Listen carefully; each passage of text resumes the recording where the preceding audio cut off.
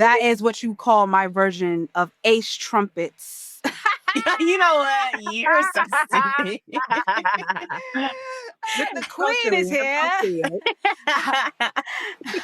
I love that drop, by the way. I think that's very it gives me the nostalgia feeling of that Maybach music. You know what I'm saying? Yes. Like Bring drops back, nigga. This is hip hop. I'm so excited, y'all. I'm so excited. Okay. It screams luxury rap. Like let's not get besides ourselves because we got a full show. But all right, y'all. Let's kick What's this off. good, gang? We back for another episode of Reasonable Dialogue. This is episode 9. It's your girl, Jan Sneed. yes, it's your girl Jazz. And it's me, DJ Miss Milan. Do-do-do-do. And yeah, we back locked in. What's good, y'all? How was y'all weekend, everything? First of all, it's hot as hell. Girl. Let me tell you something. I am gonna get so right with the Lord for real. Like I'm not backsliding and I'm not staying on the fence. I'm really gonna lock in because this sweltering ass heat, boy. When I say everything is melting on me, I cannot experience hell by any means necessary. So everybody get right because this is just a indication. We're gonna be in the devil's booty hole. That's how hot it is out here. Yeah. I ain't gonna hold you either. The rain, the constant rain, like I feel like we haven't had a summer. Like, what the fuck is going on? Yeah, I don't know if it's because I'm a winter baby or what, but I never really been a hot girl summer type girl. I'm more like a fun girl fall. That's cute. I like that. Fun girl fall. Yeah, I love boots. I love, a nice jacket. But this heat, no, not for me. It's not like giving. sweating. Yeah. I got the Angela Oakley fan everywhere. I have to. It's just, I don't like sweating, y'all, but I like to party sometimes. So I gotta find a balance. No, I feel that. I really, really feel that. Because it's like, for me, I hate the hot, but I can't stand the cold at the same time. Like, I'd rather be a little hot than to be freezing cold. Like, at least if I'm hot, I could put something to cool me down and I could take off layers. I hate the thought of having to put on layers. So when the winter comes, I'm not for that. But you mentioned in the fall, I don't think people really give the credit the fall really does deserve, especially that after summer, right when it's still like a good 70, you know what I'm saying? On a high 75, all you need is a little light jacket, you know what I'm saying? Maybe a little track suit, not too much. Don't got to put your coat in the, check your coat type shit. No snow on the ground, probably some brown leaves. But I do enjoy the fall a lot more than the summer. And I do like the spring, except for the allergies. Oh, yes. And the constant rain. Yes. Speaking of bugs, I don't know if y'all know, but we got some new bugs out here. I saw your fucking story. That had me in tears. Because, girl, that is not a new bug. It's not. They lied. No, I've seen that bug for like the last 3 summers. Okay, but I will say though, when I saw it for the first time, I literally had your same exact reaction. Like, what the fuck is that? No, it is a what the fuck is that? Because I Googled it, and it's called a lantern fly or something like that. Girl, they've been around. But they're from Asia, y'all. I literally, look, if you go on the Department of Agriculture, they tell you verbatim, if you see them bitches, kill them. Like, in the yellow. Like, and I'm like, wait, are they deadly? Are they dangerous? But I guess they just are causing more harm to, I guess, the natural ecosystem. Because they destroy certain trees and, things that are needed type thing or whatever. So they have this, like, little thing that you're supposed to call the Department of Agriculture. I'm like, y'all niggas gonna come in, like, Men in Black and, like, eliminate these niggas or something. Like, shit is crazy. But nah, we got some new bugs coming out, y'all. It's crazy. God dropping bugs like mixtapes. Oh my God. Speaking of mixtapes, I thought of y'all because over the weekend I went to arguably the most hip hop wedding I have ever attended in my life. And it was so beautiful. Shout out to Michelle and Dorian, the Millers, as I see. My friend was there. You might have saw him. Yes, I probably did. It was so, like, they are so like community like focused and family oriented. Like, I'm not surprised. I probably did see your friend. But it looked like it was a vibe. It was like in reference to like the mixtapes and the tapes. Like when you first walked in, first of all, like they had their names plastered in the front of Music Hall of Williamsburg. Shout out to them. Like I thought that was so dope. You walk in the music hall, and the first thing you saw was like vinyls, and there was like a section where you had to sign their book, and you had to leave a song and like leave the artist in the track, and then why they should listen to this song, like listen to this song when, and take like a Polaroid picture, tape it, take a picture by their like mixtape vinyl wall. It was so dope. Then when you walked over on the other side, they had your name like on cassette tapes, like where you would sit for like dinner.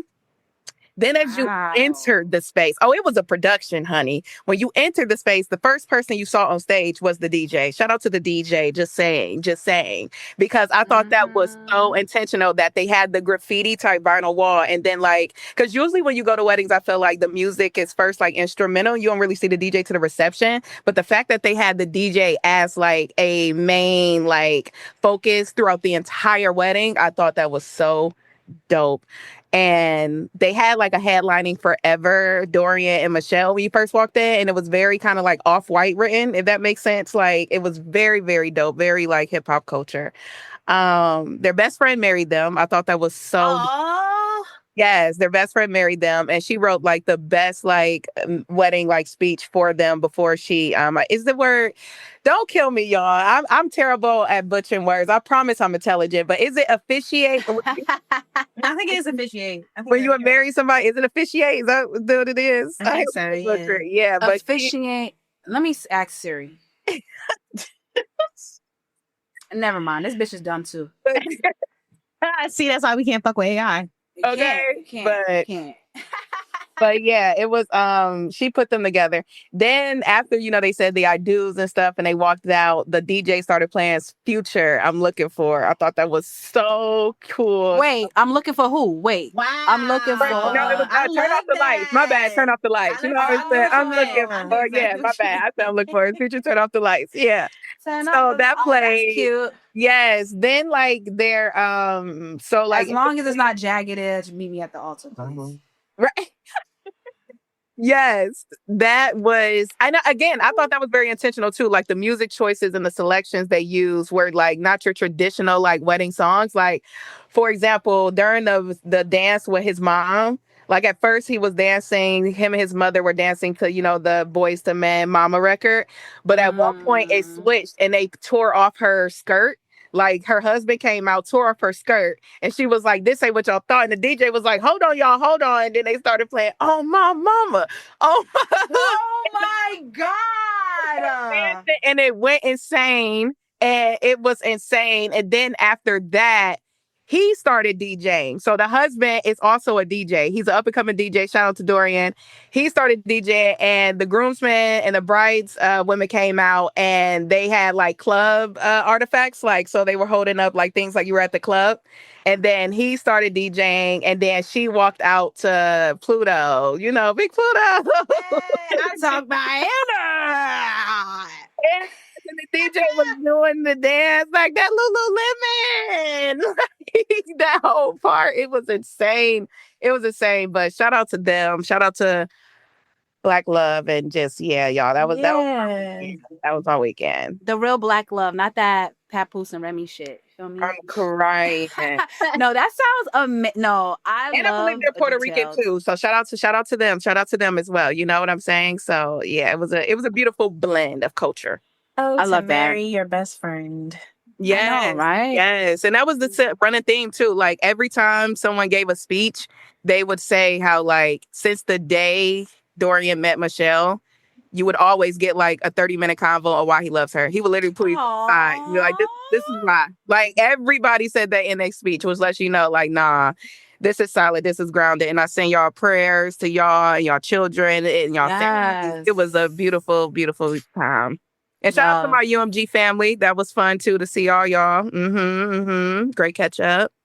I love that. That sounds like a phenomenal wedding that I personally would probably do. Because I always said, I love my DJ homies. Of course, I have a lot of dope DJ friends that I can always book for things that if I had my baby shower, if I had my wedding, but I have to do a set. So I respect him so much for saying, nah, I got to do a DJ set. Yeah, That's fire. So dope. I thought I did. I thought of you. I was like, oh my God, this is so That's hard. That's fire. hard. Yeah. And it's like, I also thought it was very like Black millennial too, if that makes like it was a very like millennial wedding, like young professionals was there. That's why I was saying too, Jan, I'm not surprised that like your friends was there because they are very, very Girl, I was surprised he was there. I'm like, damn nigga, you know everybody. What the fuck?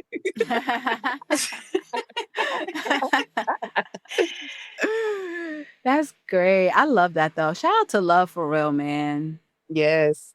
But honestly, my only thing is the whole marrying your best friend sounds cool until you realize that that nigga gotta be a friend first. How do you break? Not y'all. How do you break? How do you break the friendship barrier in order to get to the relationship? Because I feel like once I put you in a friend category and I look at you as a friend, it's really hard for me to be like, damn, I don't even think it's one or the other first. I feel like there's literally a balance that you have to strike when you're building the relationship. Because high key, I'm kind of learning that now with somebody I'm talking to low key. But like you have to like find ways to set boundaries within conversations sometimes where it's like, all right, enough of the relationship shit. Like, let's get to know each other. And then once y'all do a little bit of that, then flip back to the flirt and shit. Like, it's like a dance you have to do. And I feel like if you do one without the other, then you either just gonna get somebody that's not a best friend or somebody who's only a best friend. Ooh, I know. I really agree because I actually feel like you shouldn't really break it. I think the friendship should always stay there. Like, because you will have something to refer back to, like on the days you're mad or like you're having like a bad day at work or something. And like you're coming home and you don't want to like carry that because you're remembering like, well, at the end of the day, this also is my friend and I wouldn't want to treat my friend any type of way just because I now see them in this aspect, So I don't know. Yeah, I think being best friends with your lover is like dope. I always think of that 50 Cent Olivia song.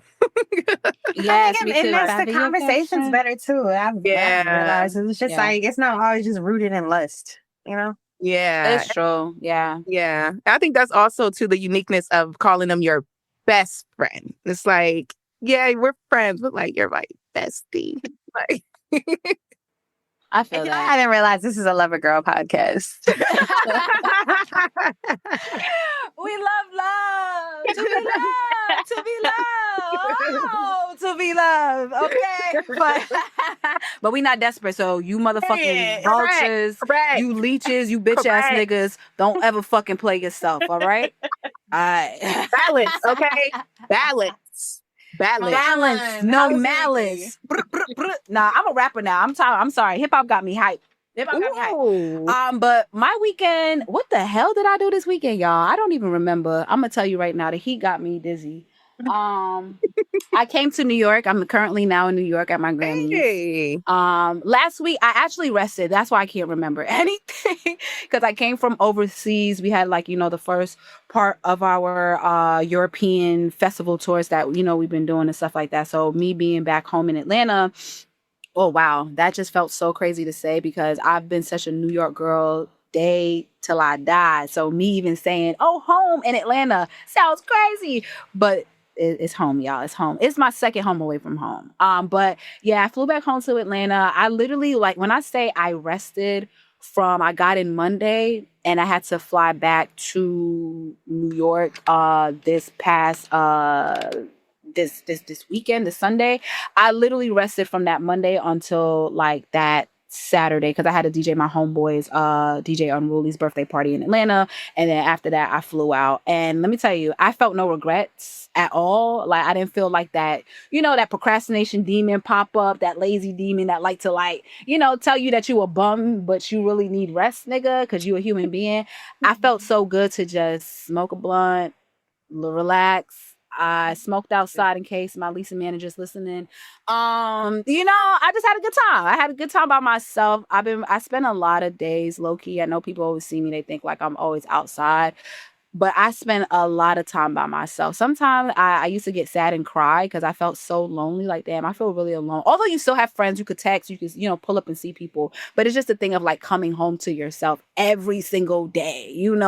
But I found a lot of beauty in just really getting to know myself on different levels and, just being that girl to that girl. So I just been resting and now I'm here in New York. I got a speaking engagement podcast that I was on yesterday. I shot one for OK Player and To Be Clear podcast. So shout out to them. They definitely gave me a lot of great hospitality. And I am doing speaking engagement tomorrow for Eventbrite, which is something that I'm really proud of because I told myself that this year, outside of DJing, I want to do more speaking engagements. I feel like my words carry, they bring life, they mean something, and people actually listen to me. The little girl that was always told to shut up and, stay in a corner and you talk too much, you're doing too much, actually is, receiving flowers for my words. So it feels really good to be in that space of, showcasing other things about me besides the DJing. But yeah, it was a restful week, y'all. I ain't had nothing going on, but we getting back to it as soon as this week is done. Hey, love that. It's a lot that you said too that I resonated with. Because this theme of loneliness is something that has been I've been experiencing in waves. I literally just tweeted about that shit like a week ago, where I honestly prefer being alone because I feel like it helps me to not have to deal with people's shit. Because I internalize a lot and feel it very deeply, so I prefer not to have to do that. But the loneliness is not fun. And I think there's been certain moments throughout like the last 3 weeks where I just feel really lonely. But to your point, I'm just trying to find ways to kind of combat the loneliness without necessarily like just falling into something else that doesn't necessarily align with what I actually want.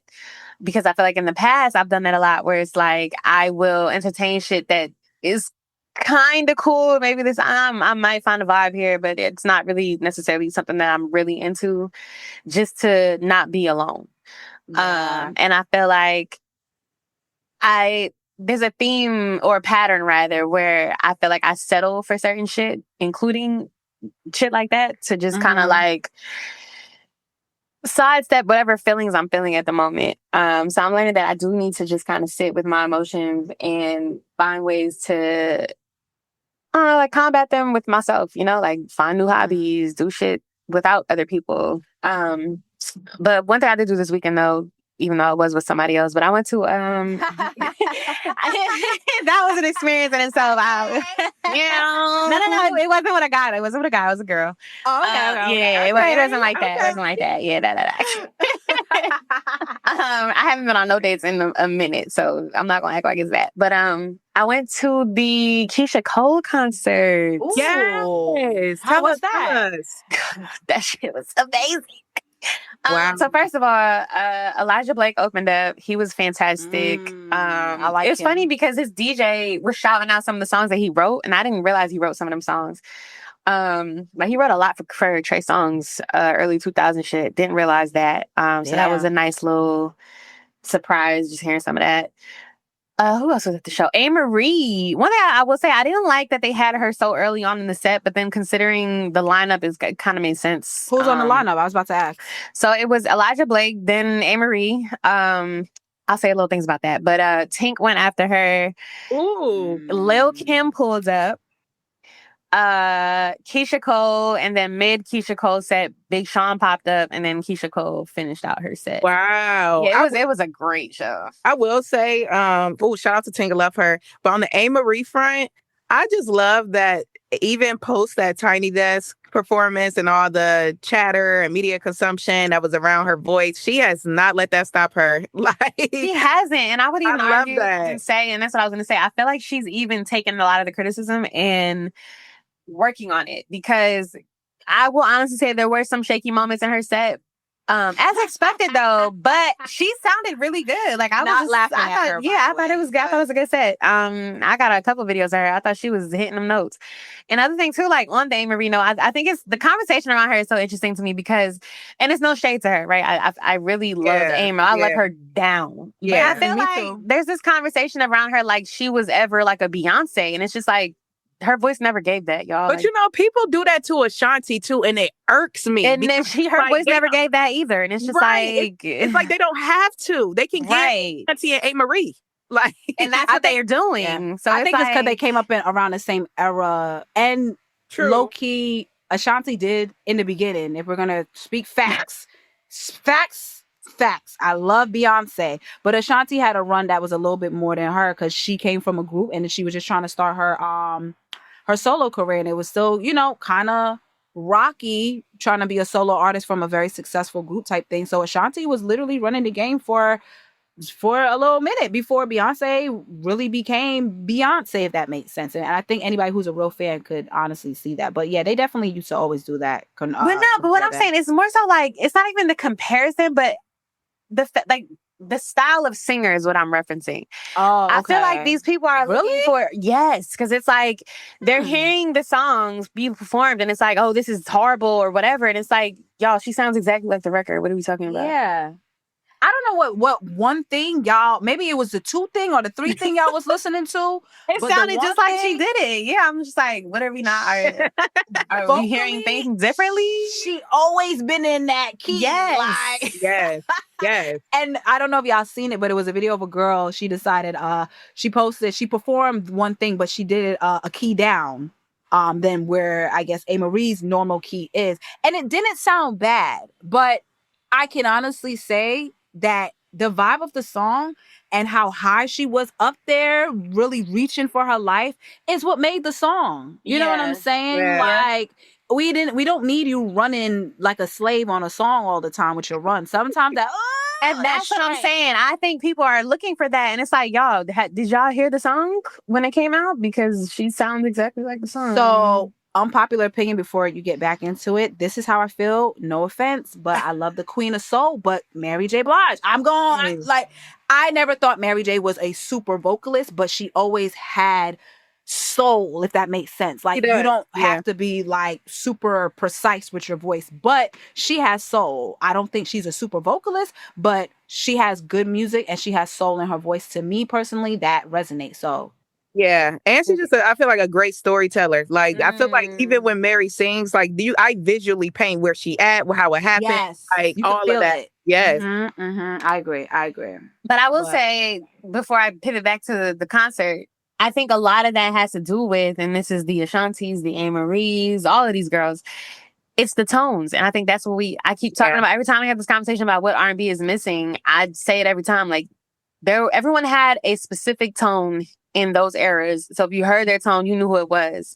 So they didn't necessarily have to be this super skilled vocalist because they had a singular and unique tone. And when you pair a singular, unique tone with great writing and production, right, that's a career. And then add in the person looks good. Like, Anne Marie was cute. We're not about that. Like, she was a bad bitch. Like, I wanted those shoes in the freaking her whole outfits actually in the One Thing video. I was like, bitch, I'm Anne Marie. Like, what? One Thing video and in Why Don't We Fall in Love? That one too. The little gray shorts with the little, white marina. Like, I'm talking about in it.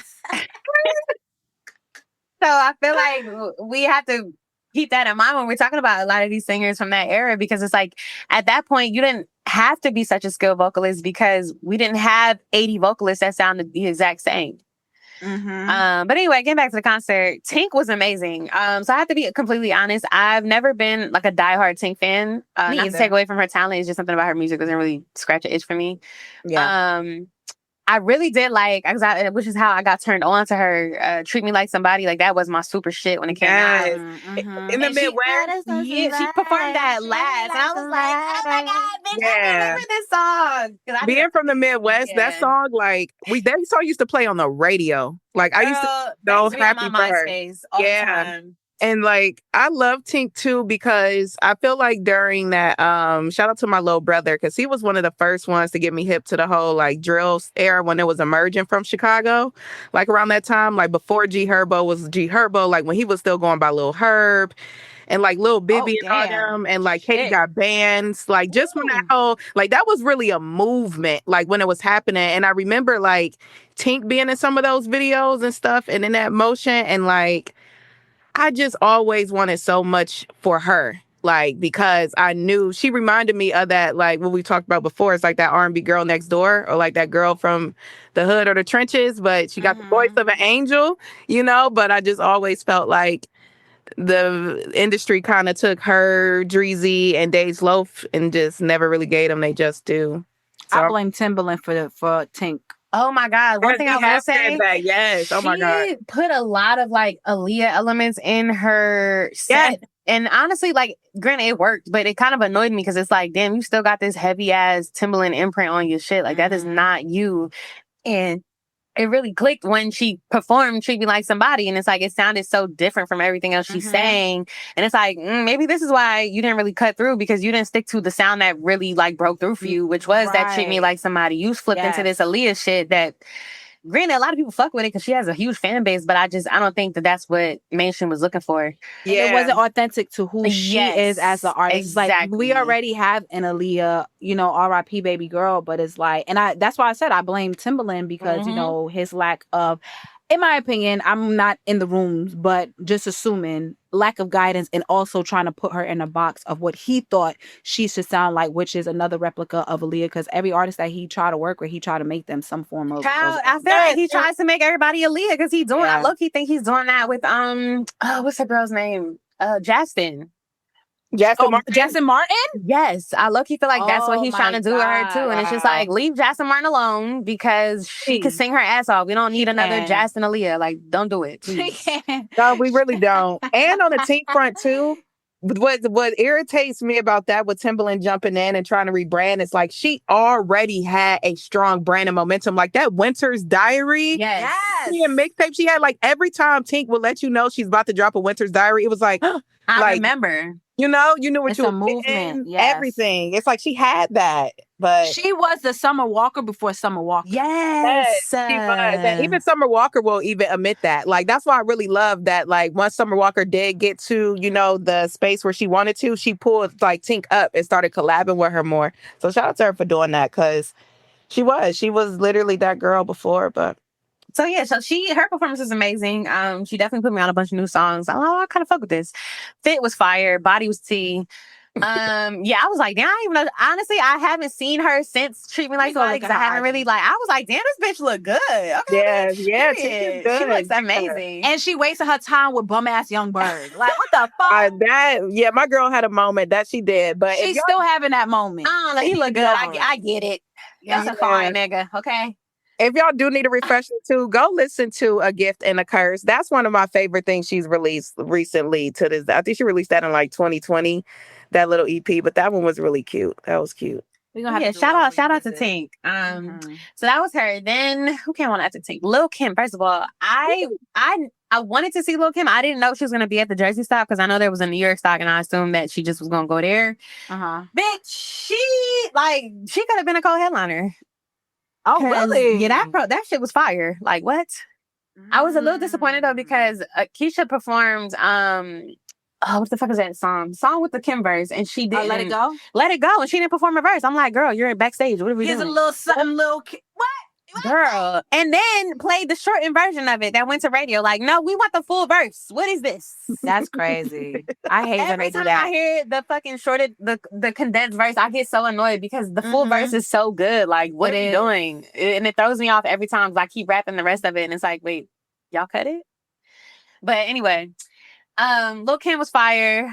She's definitely still got it. She's just an amazing performer. I actually really grateful and blessed that I got to see her live. That was the first time seeing her live. She deserves her flowers. Yes. And I need people to really start giving her real legit flowers. Like when they honored her for remember the hip hop honors when they used to actually care about fucking music and artists and shit like that and had specials for them. Yeah, we need to give Kim her flowers. She is the blueprint. Her and Foxy. And I love too that she was not only like a great performer, but something about her aura is very down to earth and she just felt like literally the homegirl on stage. Like I'm just like, girl, are we watching? She is the sweetest person. Yeah. Like it's crazy. I never hear no bad stories of Kim being a bitch, Kim acting crazy towards people. Like she's like, you could walk up to her and be like, hey Kim, I love you. She'd be like, hi mama. Literally, that was her whole vibe on stage. Was literally that. I love Literally, her entire set was that. And I was just like, girl, are we on the phone with you or are we watching you in content? Right. But it was real cute though. Like it just like, I don't know. To me, that shit was fire. So then on to Keyshia. First of all, Keyshia was giving body, vocal. She's also like very homegirl centric as far as like her demeanor. She give me that vibe. Yeah, but if you fuck with her, she will cut you. Yes, and block the shit out of you after. She has me blocked. Keyshia, please unblock me, bitch. It was never that deep. Oh no, wait. First of all, I literally was never that deep. Like, let me tell you what she blocked me for, right? Anybody who knows, like, Keyshia, like, let me tell you, Keyshia Cole, the way it is probably right now in my top 10 albums all the time. If we just talking about the shit that had an impact on me, like, that album gets to this day so many fucking spans. I've given her flowers too many times. Somebody had tweeted, it was like during a Black Music Month campaign, like, what is one song that everybody loves that you don't like? And I said, Last Night. I hate that fucking song. And she blocked me. And it's just like, damn, bitch, like, I didn't even talk shit about your voice. I just said I didn't like the damn songs. I don't. You sound off key. But yeah, she blocked me. She blocked me for that. It was funny because she performed the song and my boss looked at me and started laughing like, oh, here go your song. That's so crazy, yo!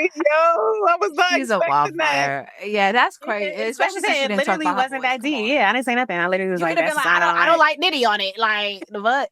So yeah, I will say too, ironically, you brought that up. The DJ, it's so interesting, like different crowds and the type of music that works with different crowds. Because, bitch, you would have thought Last Night was Abuser Fest. The way they was playing, like all the abuse, they was playing. They was playing all the abusers' music back to back to back. I swear to God, I was like, whoa, what is happening right now? She said Abuser Fest? Girl, they played Trey songs. Nah. Oh, wow. Then they played, and granted, this is all music. I'm not gonna act like some of the stuff I still listen to, I'm not gonna lie. But they played Trey songs. They went from Trey songs to Chris. Then they went from Chris to Diddy. Then they went from Diddy. Who was the last one? Oh my God. R. Kelly. And I was just, girl, I was like, it literally was back to back. It was a set right in between Tink and Keyshia. And I was just like, this is so better. But you know why? I'm not gonna lie, no offense. She may block me if she ever fucking hear this or, too. But that's her demographic. That's what I just said. It's so interesting when you go to these different shows. Because I go to a lot of different shows for different demos. Yeah. And every time I go to these older shows with the millennials and the older crowds, it's always that music and they don't give a fuck. At all. It's the Gen Xers. It's the Gen Xers. It's that, yeah. They don't give a We gotta X these niggas out for real. Yeah. It's that 47 and that. Yeah, but I will say it's so interesting because it makes you like look at social media from a different lens every single time. Like, yo, this cancellation shit online literally only lives online. It literally only lives online. I'm telling you, like it's the craziest shit. It really is. But yeah, that's like a good time though. It was, and I'll say too, just on a bright note, Keyshia, them vocals is I never doubted her. She always been my bitch, but her vocals was crazy last night. And I just like I want people to give her flowers in a real way. Like, I hate that she gets associated with that selling fish conversation outside the Grammys or whatever. Like, I just feel like, wait, what? Stop. Wait. Like, people kind of like put her in this like she's outside the club and can't get in like when they talk about her, and it's just like, the Keyshia Cole? Are we talking about the same Keyshia Cole? She was selling literal fish, like fried No, fish? she wasn't actually. But it's like they try to put her in that box, and it's just like, and it's just I like, never heard nobody say come on, bruh. I see it all the time, and that's what I feel like. A lot of that's why she be blocking a lot of niggas, the way they be talking about her music. Yeah, that's true. That's true. And it's she's just still like, a human being, right? And that's actually why I don't be shitting on her for blocking me, because like I get it, but also, bitch, it wasn't that deep. You don't have to block me over that. But like I just feel like, I don't know, she's really a vocalist. She's not giving, and there's no shade, but she's not giving like Ashanti. She's giving like she can really blow. Oh, wait. Did who the hell ever said Ashanti was a vocalist? No, I'm saying she's not giving that. I feel like people put her in that box where it's like she's one of them girls where she just has a tone and she's not necessarily a singer. Like, no, Keyshia Cole's a singer. Like, Keyshia Cole can sing her ass off. And she got soul. Okay. So both of those combined, baby. And Keyshia got like a grit. She does, and I love that so much about her. Oh my God. What else to call it. And it's funny because I love that word. Yeah. there's literally a lane right now in the R&B space that is missing, and it's literally her. It's the gritty hood bitch that can sing her ass off. We don't have one right now. We don't have one. I agree. I agree with that so much because I think about like back in the day, there was a singer named Sharissa. Those that listen and you know the vibe. Sharissa was a nitty gritty, pretty R&B singer too. Very like, I don't want to. You use the word. The word "grit" is definitely perfect. We don't have that because I think everybody is so obsessed in a way with this vanity, Soft super girl clean, era. proper, and everyone just doesn't want to be like, I'm gonna wear a number 27 in black in my hair. You know what I'm saying? Like, I have grills in. You know what I'm saying? I got some long ass, like, you know, it's the raspiness in my voice. I just came from smoking some cigarettes, but I'm about to smoke this motherfucking stage. No, You know what I'm saying? so Like, true. we don't have a lot of art, or we don't. I think too, a lot of that is not necessarily on the artist. I think there's a conversation to be had about the industry side of why we don't have that, because I don't feel like that is an easy sell in the R&B space for marketers who don't understand the culture. So if you are not, like, if we're laying off a lot of these black execs and you don't really have anybody that's close to them neighborhoods, like, you wouldn't even know, one, who those singers are, and two, how to market those singers to an audience like us. So exactly. Right. And I feel like it doesn't like have to look the same, to the point we were saying earlier of just like we don't have like that grit. Like, for example, like I remember somebody saying Money Long. Did I say it right this time, y'all? Money Long. Money Long. I remember like somebody comparing even like Money Long's run and just her lane to kind of like how when we were coming up, we had the Heather Headleys and the Vivian Greens. Ooh. And that's who they were. They felt like Money Long was kind of like mirroring that a little bit. And I had to agree because I was like, I actually do feel that. And if we had more distinctive lanes and we weren't so like judgmental, I feel like, or so quick to compare, like how Chloe gets compared to everybody named Mama a lot. I feel like they would have the space to really breathe and like exist. I just want labels, people alike, to get off the Beyonce blueprint. And I say that respectfully in a sense of everybody is not and doesn't have to be a Beyonce. We need authenticity in music more than anything. The prim proper shit, you know, that's why I feel like we had that conversation before where some of these girls are lacking because everyone's trying to follow in that blueprint without realizing that you're not even creating your own blueprint. You're so wrapped up in somebody else's. So we need artists more so to really follow a formula of what feels good, what speaks to them, creating your own version of your world that doesn't necessarily have to be like an artist that you see. You know, I know it's hard to build that, but I think it's important to build that as an artist, especially in the R&B space. And I agree with you, Jan. We do need more of that. The lack of representation in these offices obviously show that, because even Keyshia Cole's manager at the time, I forgot his name, the one with the big lips, but he was he was a nigga. You know what I'm saying? Like, he was in the office helping her out, very much so in the hood with her, understood, you know, things that she was going through, et cetera, et cetera. And it's like, now you got these little fucking white boys who be like, man, that's dope, bro. Like, why don't you just do that? Like, no, that's fucking sick. It's like, no, it's not, Tommy. It sucks. It fucking sucks, bitch. But whatever. Nah, but shout out to Keyshia Cole. Seriously, that was an incredible show. I literally have no notes. I literally like the high school, middle school Jan is literally living because, yeah, I've always wanted to see her live. Keyshia, what you should have done? Baby, I should have went out to the club. That's my shit. I love that video. And she also very much so pioneered in the reality TV space too. I forgot all about that. Yes. Her reality show when she first came out was definitely something that was, in the terms of the kids today, viral. Yeah. Was very much so. And we got to see her personality even more because of that, which made us love her even more. It's like, damn, Keyshia, you got a crackhead ass mama. You taking care of your family. You adopted. Shout out to Frankie. Shout out to Frankie. Yeah, R.I.P. rest Frankie. in peace, right. Yeah. But yeah. No offense, but she was a crackhead though. No, I'm not. That's facts. Like I'm not trying to downplay her, but no, we don't have that anymore. But shout out to Keyshia Cole. Yeah. I love that. Anyways, shout out to this good ass check-in. Damn, Right. sound like half of the episode. I'm crying. But I love it though. It's in depth. I love how we turn our check-ins into, moments of reflection, if you will. As Like, it should be, because this is what we do. We reflect and we don't mind. But what I do mind is what's happening in the spaces of music where streamers are being mm, honestly grouped up with actual journalists, media personalities, and everything alike. I think we're in a new space, in a new time where people aren't even trying to do interviews. I think we had a conversation about this a while ago.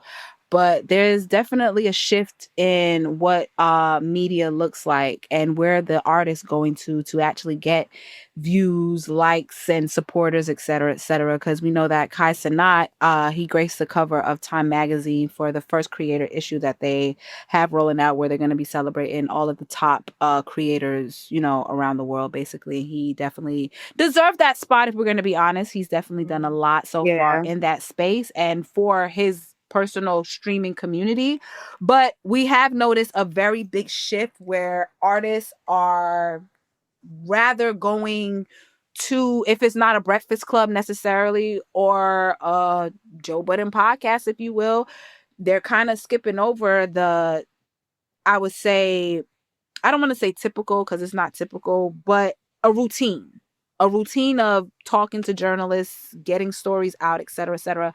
They're kind of like taking their own lives in their hands, as I call it, because you don't have any real proper PR training and you can't ever prepare PR wise if you go on somebody's stream. Anything can be said and happen and is live 24/7. So there's really no control in my personal opinion with that. But I definitely wanted to get y'all opinions on how you felt about this new space that it seems like we're in, especially when it comes to hip hop. I can't speak on the genres because I don't see necessarily other genres visiting streamers, but Kai Cenat has been the hot boy where everybody from Drake, not Drake, I mean, he's been skipping him, unfortunately, but Drake, going to a stupid ass white boy, Aiden Ross, and, Nicki popping on a Kai Cenat, Summer Walker. She just recently had a situation where she's being talked about now for showing up on a streamer's, platform as well, and just I guess they're telling that she was being rude to the streamer or some shit like that. But how you guys feel about the space of where media is at and how streamers are now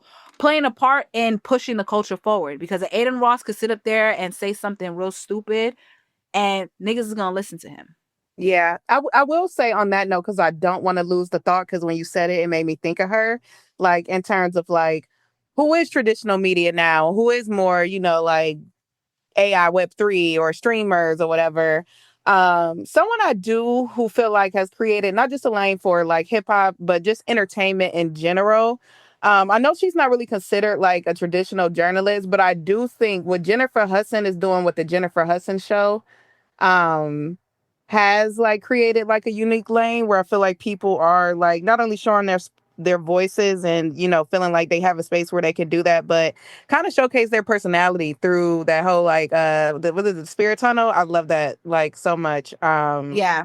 Yeah, like you know what I'm saying, like so I do love that there are like some talents and voices out there that are trying to create like new lanes and spaces because they recognize that there's a gap. Because to your question, I think what's happening is there is this gap in hip hop media right now. And it just so happens that the streaming Twitch world has kind of fell into that gap and or cycle of like media consumption, which Mm-hmm. is interesting.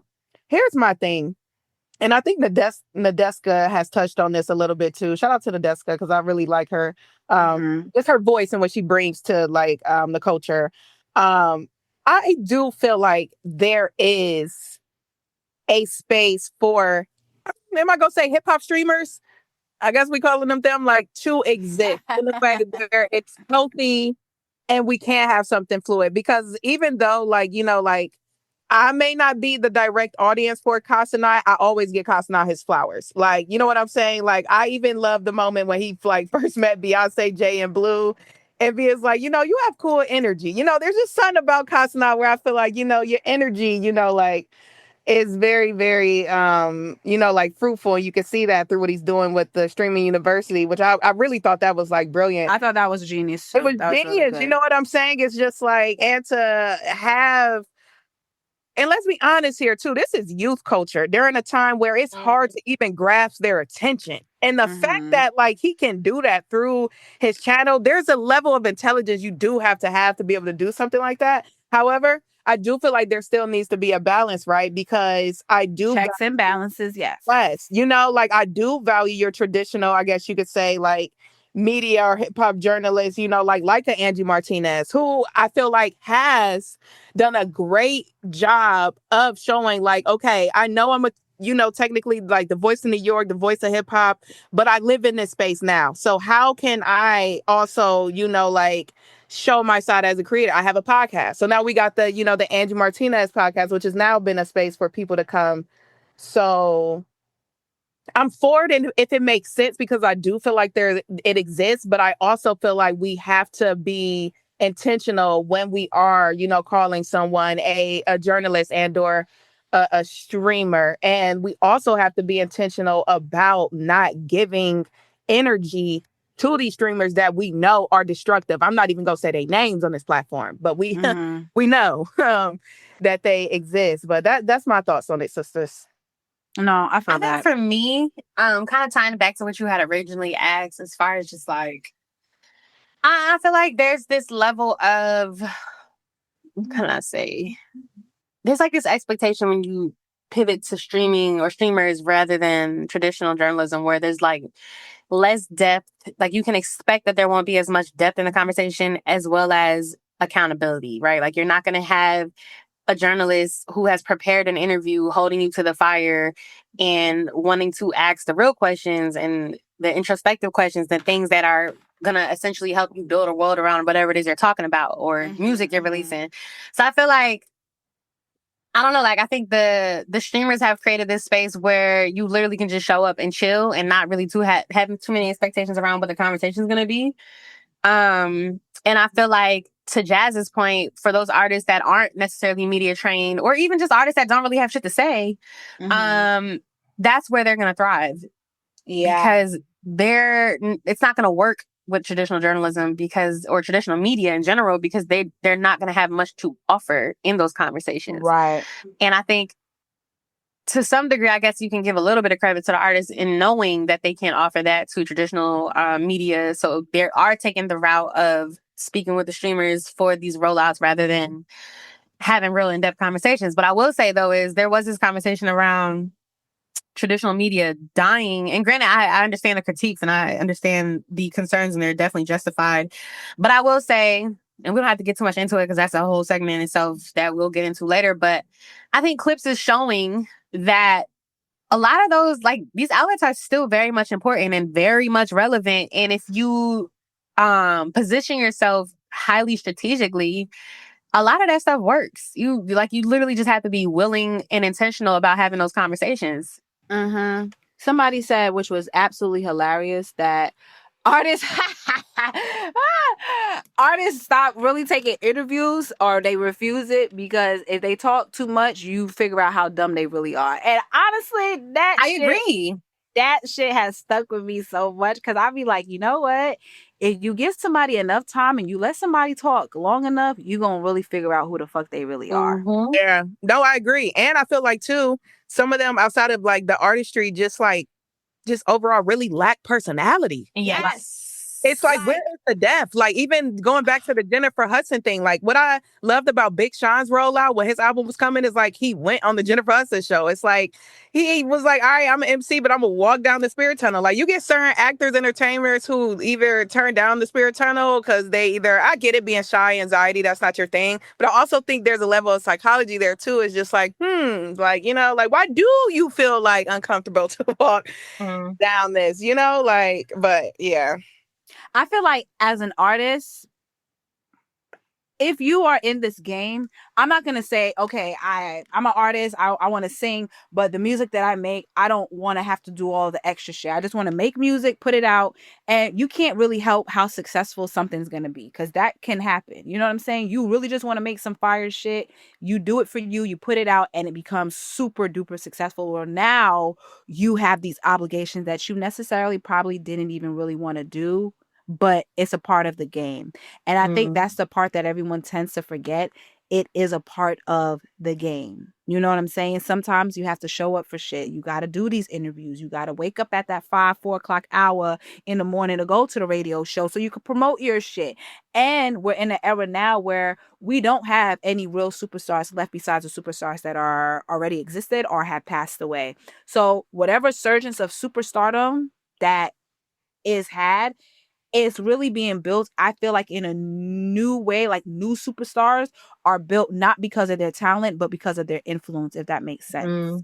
Mm-hmm. So because we have this whole influencer slash talent entertainer sector versus the old traditional, like, I'm an entertainer, I'm here to perform for you, I feel like it makes things a little wacky, where it's either you don't have personality because you're such a viral sensation, the numbers work for itself, or you are a complete, like, idiot in that regard. You know what I'm saying? Or you just one of those that influencers. Regardless, I just feel like it just goes back to what the artist decides to showcase as well, and where they're trying to go with what they're doing. But also, I don't agree with considering anybody, and I know we've had this conversation before, but I would agree of not considering anybody who's not a legit journalist calling themselves a journalist. I know they had a problem with Kiki Palmer basically making a statement like that, because she was like, as a journalist, people were like, well, hold on, we get what you're saying, you interview people, you have great connections, and you actually do a great job, but you're not necessarily a journalist, because there is protocol and, you know, things that you have to go through to be a journalist, and integrity, unbiased integrity at that. I think the only difference, the problem with streamers becoming quote unquote the new media, is that there's no checks and balances, like you said earlier, Jazz, and there's no real integrity. Like, it's very biased. A nigga like Kai Sanat is probably gonna talk badly about some shit if he gets enough money for it. Or if it's his fave, versus just being objective and saying, yo, I'm listening to anybody. I'm going to listen to Nicki and I'm going to listen to Megan, if that makes sense as an example. You know what I'm saying? And I'm going to critique it as such. Nicki, I think this was fire. Nicki, I think this was whack. Megan, I think this was fire. Megan, I think this was whack. Doesn't mean that I am one against the other. You know what I'm saying? So it's also those stand wars, which I would say I pay attention to things, and I feel like certain artists utilize that because they're trying to bridge their fan base with the newer fan base as well. And it becomes a thing where it treads very lightly into weaponizing everybody's fan base. The streamers' fan bases, which are always fucking huge, and their fan bases. And when you bridge those together, man, you got a fucking monster, bro. I'm not gonna hold you. Yeah. And I will say my issue with the whole like metrics around like who's a streamer, who's a creator, who's a mega creator, or this X, Y, and Z. It's like, yo, let's be for real. We live. What's the difference? Exactly. But we not only live in the era of AI, but this is also a time where niggas can buy followers. They can buy like they can buy all of that. So it's like having like checks and balances on like who's really providing impact over influence, I feel like is where we can really like bridge those gaps, like in a way where it's like really like effective and it doesn't feel like counterproductive, if that makes sense. Like, because it's the streaming niggas out there who be in these spaces who don't really need to be. But just like, to continue that cycle of just nonsense that we know is like not sitting really in your stink ass couch in that stink ass chair. But yeah. He who shall not be named. Yeah, and we're gonna bleep out that other name that I said earlier too. Voldemort. But nah, it's definitely, it's weird. But I think it just needs to be controlled. Anything. I mean, we learned that in fucking school. You got to have a controlled area, substance, something, you know? So we just need some form of control when it comes to that. But I think it definitely has its place, though. Like, I totally understand why it's doing what it's doing. Everything has its place.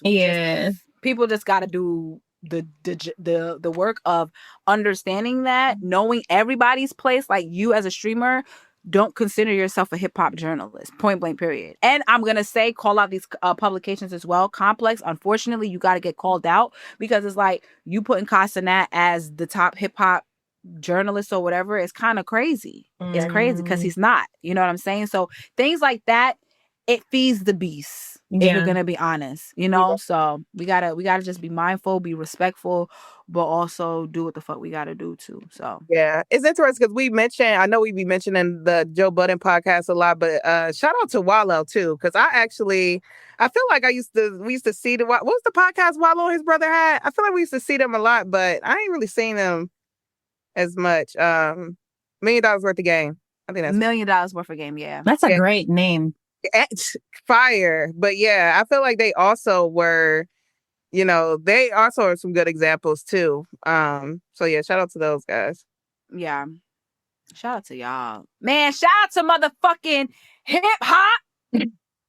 Okay, real rap raw. Woo. Niggas.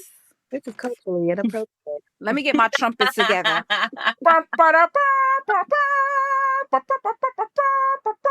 Real niggas is back. Like, can we talk about it? Can we get into the rollout, the music, the vibe that is Clipse, and the fact that these niggas are really proven, once again, as I've always said, hip hop is not a young man's sport. I don't care what you say. Hello. I don't care how you feel. It's not, baby. It's not. It's a mature man's sport. Ooh, let's get into it. I would love to know, before we jump into it. Shout out to everybody that's tuned into Reasonable Dialogue. We appreciate y'all. We get into the meat of things. I would love to know your thoughts on the Tiny Desk, because it made me think of Doechie's performance in a sense of how much they really highlighted the DJ. I thought it was so cool from the top to the end. And yeah, just overall rollout. We'll love y'all thoughts. I didn't watch the Tiny Desk in full. I only seen clips of it. Yeah, same. I watched clips of it. But I'm gonna definitely watch it for sure. But the clips that I did see from it, it seemed like the energy was very, very high. It was excitement. It was real authentic. They're getting their flowers. I mean, regardless of how you feel about it, the Clipse has been a staple in hip hop. We call them the Clipse, but it's really Clipse. I don't give a fuck. It's the Clipse. No, the Clipse have been a staple to us. Real, and I say real because people be like, oh, what's a real hip hop person is somebody who is literally who loves hip hop and not just the artist. Okay, so we got to separate that. But for me personally, it's like, it's good to see artists like that still have longevity in the game and still be welcomed as well. And the Tiny Desk, even though I didn't watch the whole thing, I'm gonna watch it. I love that they utilize, shout out to the homie DJ Yo Q, he is Pusha T's official DJ, and of course now the Clipse DJ. But just having him a part of it, they're just doing everything right. And that is a part of hip hop, as I always said. Like, DJs are very much so an integral part of hip hop. If you don't understand it, then I don't think you really understand hip hop, in my personal opinion. But just showcasing that, sounding good, skin cleaner. I said the last time black really don't crack, but the last time them niggas seen crack is when they was selling it. You know what I'm saying? But it's beautiful. It's beautiful to see black men at the age that they're at not being, unfortunately, where we are in hip hop with a lot of the shit that we have to deal with, the vibe music, it's just a good space. It's just a good space. And I really like everything that they're doing. Yeah. I really appreciate the way that they're incorporating like so many different elements of world building into the rollout. Like, the fashion of it all, like even referencing the tiny desk, like it looked very like throwback, and everybody was very on brand as far as their fits. I love the grind and beat thing at the end that they did. Yes. It just Oh felt my very God. like we back in high school. It was just a callback to the culture and the millennials who grew up on them, and like I just felt like that was very important that they threw that in there, and it was just like so special to see it. It really was. And I wasn't expecting, like, I had tweeted about that too. I was not expecting that to like get a high reach, but it was, to your point, y'all, like it was very nostalgic. Yes, it was a callback. I knew that was gonna go like what? Yeah. Like you didn't do that. Where was you sitting in the fucking cafeteria? Because and lame ass nigga. Right, because we was all doing the grind and beat. I will say though, the way that he did it with the two hands, like we didn't do it that way. We did it with one hand. No. I'm crying. You did bottom knuckles. What was that other shit he was doing? Or you needed a pen or a pencil. That menacing pencil. Yeah. I would have loved to see needed that. a pencil. Wait, did y'all see the because they also tied it back too. Again, everything has just been flawless.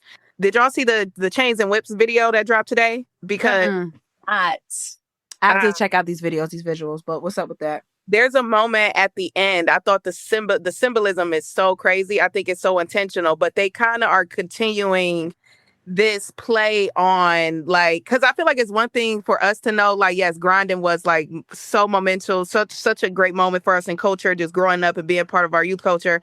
But they keep playing on that. And there's like a moment towards like the end of the video where they reference grinding again. And I just think that's so dope. And shout out to their legacy. Like, it's not that many artists that can keep referencing their old songs like in a moment like this, and it's still getting like replay value and media consumption. So yeah, it's so provocative. Like everything they got going on right now. Like, and I'm even loving the tweets too around like people saying like how Pusha T rap or how Malice rap, or like Malice rap like this. Could we get into the music aspect of it? Because I listened so far to it at least 3 times. Because I'm back on my music shit heavy, where I listen to music. I have my own listening events in my head. I literally block out everything. Because, I feel like when you consume music, it's either 2 ways. You consume it in an active way or you consume it in a passive way. I agree. And for me to really understand, feel it, try to catch the things that you're doing, understand the world you're building, understand the time, like I have to be passive. Nothing's happening. It's just me locked in with that music. So listening to music in that way again, instead of working out and listening to it, like, yeah, this could be hard, but when you really sit and you listen to it, it's like, damn, nigga, this shit fucking hard. And I had that moment listening to the project again for the 3rd time. Because first listen is first listen, but listening to it again on live, and when I listened to it for the 3rd time, I was like, nigga. It's flawless. Yeah. Wait, before we get to the music, though, I did want to say the last piece on the rollout part. I actually really appreciate the way that they both show up in these interviews. I think there's a lot to be said about how genuine and honest that they are in a lot of the things that they're talking about. And I think the other thing, too, that I've been really appreciating is how grounded in their moral code that they are and have been from the beginning. Sexy. It is. It's like, it's so alluring because it's just like a lot of the shit they will tell you like, I'm not going for that. And they stand on it and have been year after year after year after year. And the talking points don't change.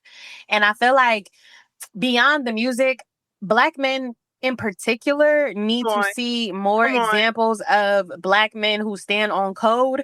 Amen. Because we don't have that anymore. Like, not in the mainstream. Hey, girl, I'm so glad you said it because that's where I was going. Bitch, you knew. Yep. We have not had a Black man stand on moral like that in the mainstream media since Nipsey passed.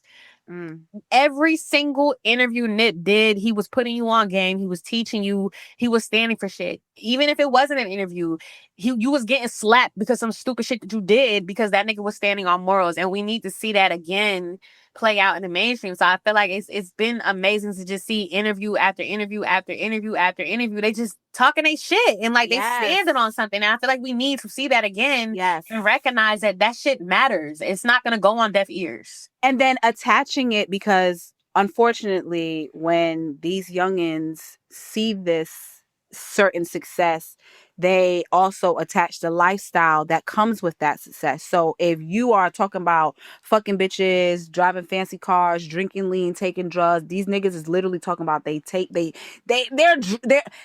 are literally smoking the heroin. You're supposed to fucking sell it, not smoke it. They're literally the crackheads singing about the songs now. But for me, it's like that's the lifestyle that is attached to that quote unquote success. Unfortunately, not to, compare, but that's the difference between a young thug and a gunner right now, if we want to be honest.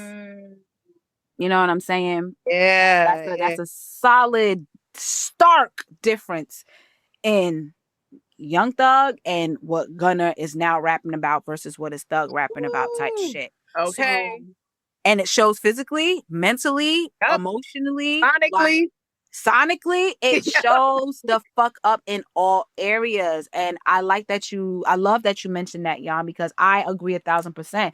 We need more of that representation that, okay, you may have done stupid shit in the past, but you're a man now. Like, not a little boy, you're a fucking man.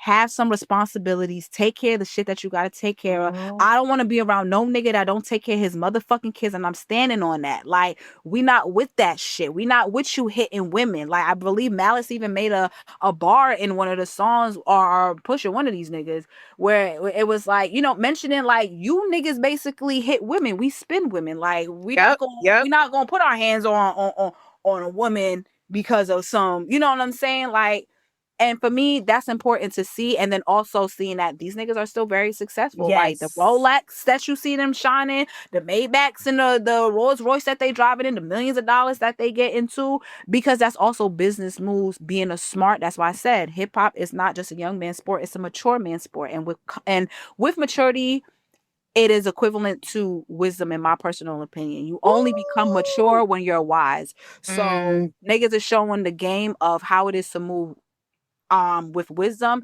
because even Pusha saying that I literally left and was actually free. That probably went over a lot of niggas fucking heads, to be honest, because a lot of you are not as free as you think you are. You have a facade like you are. You get 100,000 million fucking deals and shit like that look good on paper, like, oh, you got signed for $300 million, but you sold your soul and it's owned by somebody else now, and you gotta work for the rest of your life. Nigga, I show up if I want to. I could go party with my kids and take care of my kids. That's why niggas who understood the whole situation, not to bring it up again, but with the whole Drake and Kendrick beef, it was a stark difference there too, nigga. Like, real niggas is up, point blank, period. And we not gonna sit here and a lot of bullshit that we have been allowing, honestly, because niggas just want to be close in proximity to some shit. We don't give a fuck about that shit. I never gave a fuck about you niggas. I never did. That's why I got the problems I got right now. I never respected you niggas. Never fucked with you niggas, but like, nah, what he say in the song, you Zeus Network niggas, you wouldn't understand. Like, you just wouldn't. Like, you wouldn't. Get these, what he said, 5,500 for a booking niggas out of here. Out of here. Like, now, hold on, Push. Hold on. I would take the 5,500.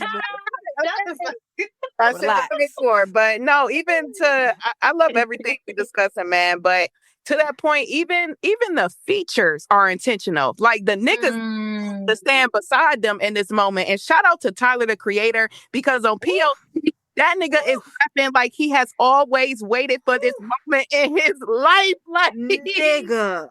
Oh my God. When I say, like, this shit makes me so happy. And I love that we are women speaking on this, because it's not very often that you see or even hear women really talking about rap in that capacity. Shout out to Gina Views. She's one of the very few people out there in media. I love her. She got a whole slogan, make these niggas rap. And she's serious about it. You know what I'm saying? I love shit like that. So for us women to really talk about this shit and really be in it and really, you know what I'm saying? I think that's a beautiful thing, first and foremost. But Tyler, my nigga, I felt like that's a long sigh. They went to space. That's a long sigh. Yeah. I'm not even gonna lie. I feel like Tyler's feature really outshined everybody. Ooh. Everybody low key because the delivery, the conviction, yes, what he was saying, it was like, nigga, do we got beef? Are you talking to me? Like, I'm that Drewski meme, like, me? Right. Like, And I love that it was right after Kendrick burst. Like, exactly. them niggas hit us over the head back to back. Like, yes. oh, okay. And then we had the Kendrick feature. The nigga started on the track with a huh. Like, he was sick of you niggas. He was sick of you niggas the way how he started that fucking record. And I just love it. I love this shit. It really, we needed this. It really is restoring a feeling of what we love about hip hop. Like everything about it. I really love the project. I would say though, I did have only one qualm. One qualm is only one. I know the Vampire Pharrell loves what he does. I knew what you. I feel like I know what you're about to say. I feel like I know. I agree. And if we're gonna be honest, we're gonna be honest here. Yeah. Me personally, when it comes to the music side of things, we understand it's not the Neptunes anymore. But Hugo, we need you. Where are you, Hugo? We need you. We need you. We need you. We need you. Second of all, I wasn't mad at the production, but I did feel like it was something missing in certain songs, it was just too consistent in one sound, if that makes sense. Yes, it does. It makes sense. It wasn't cohesive like a project flowing in that. I mean, it was cohesive in a project flowing, but as far as like production for me, it just was too consistent of a sound where it's just like, okay, I need something a little bit different. Some of the drums was hitting, some of the kicks was kicking, you know what I'm saying? But Pharrell, for me personally, love him as a producer, but I would have loved to hear them on some other production, some other beats. And unpopular opinion, I know, niggas don't need him. We don't care for Mr. West, but there is a difference. Man, that is a great take. Is a difference. Somebody said that at work today. Kanye's production and Pharrell's production, both legendary, both amazing, both very much so burnt in the history of hip hop. But there is a very big difference. Even on the gospel shit, I felt like I hear what you're trying to do, Pharrell, but I feel like you need to bring in some more help with that. If we're gonna hit those, let's bring in some help. Because a gospel feel, bringing it to church, that's intentional. And there's only a few people who could really bring a record to life like that. You know what I'm saying? So for me personally, I just felt like it lacked in certain things. So I gave it a 98 versus 100, but it's still a high score to me. Other than that, I loved it. I'll agree with you, but I will say, just playing devil's advocate, where I kind of see why this is so important in like a moment.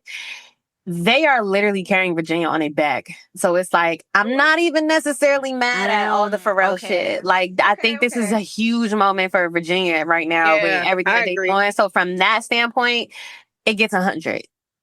But from the flip side of it, as far as like just feeling like it needs a little pizzazz, I'm with you on a 98. Okay. And I love that you made that point. That's a very, very, very, very good point that they are holding it down for Virginia right now. Shout out to... And even just like, I follow a lot of Virginia rappers and artists, and just seeing the way that they are embracing this album and the way that they feel seen in the same way that, not Kanye, the same way that Kendrick made the West Coast feel seen. I feel like from that standpoint, it is super important what they're doing right now. Yeah, and too, I love us. I love that you just brought that up, because I think after watching Piece by Piece, I kind of went into it knowing that a little bit. And I think that's why I kind of teared up a little bit, like when the album dropped, because just seeing those visuals of how he like tied their story together, like of how like, you know, Pusha and, you know, he's like, I got an artist back home that I'm really trying to do this for. And to them to now have all the full resources to bring it to fully to life it's a beautiful story. It really, really, really is. I feel like, I think that's why, like right now, I'm gonna say that for the set list time. Let me stop. But no, it's just since the album has dropped, since like this Friday, like I've had a new favorite song every other day. Yeah. Yeah. Yeah, legitly, like, different songs literally hit me differently. Today I was on TikTok live. First of all, I just want to say that you niggas on TikTok live, I see why you be on there begging for money. Because I was on there for 5 hours, gang. I'm not gonna hold you 5 hours. I didn't even realize the time. I didn't. But I have like my starting up my new Music Monday live listening on my TikTok live or whatever. So we was playing this project today. We played Justin Bieber's project and K1's project in full. And yeah, y'all niggas really got to do a lot of pussy popping to make some money because I only made $5 Wow, $1 an hour is crazy. As I said, slavery. Oh shit, this is crazy. Nah, but that was a sidebar. But nah, I love everything. The colors, fucking well.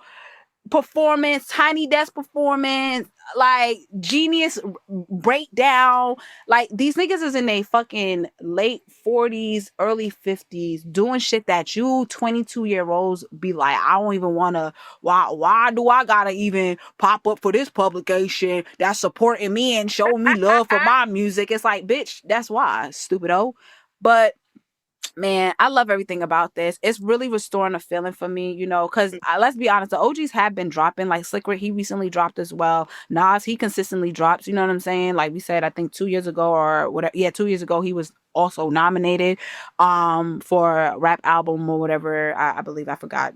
Please fact check me later. But he was Grammy nominated for his project with Hit Boy, and I love shit like that. I ain't gonna hold you. I think that Jay-Z about to drop low key.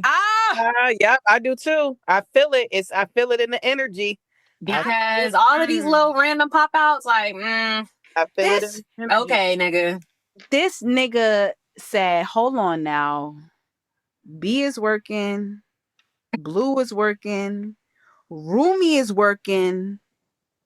I'm sure Sir's in the back handling all the books and checks and balances. Tina Knowles is working. Tina Knowles is working. The cousin Binksy, however you say her name, the whole family working, nigga. Come on. Kelly Rowland's on tour. Come on up. Michelle's on Broadway. Like, hello. Come on up here, Mr. Sean Carter. We got some business. But no, honestly, just pivoting to the fact that he came out 2 nights for the Cowboy Carter tour. One in Paris, which was super, super crazy, that we've seen the videos for. And then recently, literally yesterday, actually, freaking in Atlanta, which I'm so pissed off. I'm like, wow, the one time I'm not in the towns, you niggas pop up. This is crazy. But popping up in Atlanta and performing PSA, which is one of my favorite Jay-Z songs, and Just Blaze Productions as well. I just felt, personally speaking, like there's something brewing, very much so, with them. And somebody even broke down like how calculated Beyonce is, because her performance on that was like the 20-something anniversary of Crazy in Love, when he came out at the Atlanta show with her. And those numerology girls, they love them numbers. And then somebody also said, put together the numbers of, because it was on the 13th, so they said put together the numbers 1 + 3, what does that equal? 4. We know they love them their 4s, you know what I'm saying?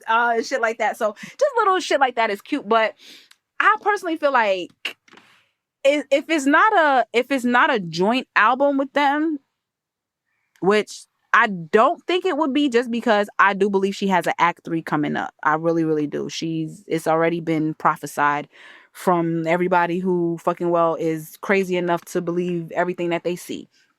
I do believe there's going to be an Act 3 coming up. But I think so too. I think it's a potential of either he's going to drop his own solo project for real, or it's going to be like a joint, another The Carters or some shit like that. Because honestly speaking, niggas have been talking real crazy about this man. Niggas have been really running their mouth, doing a real...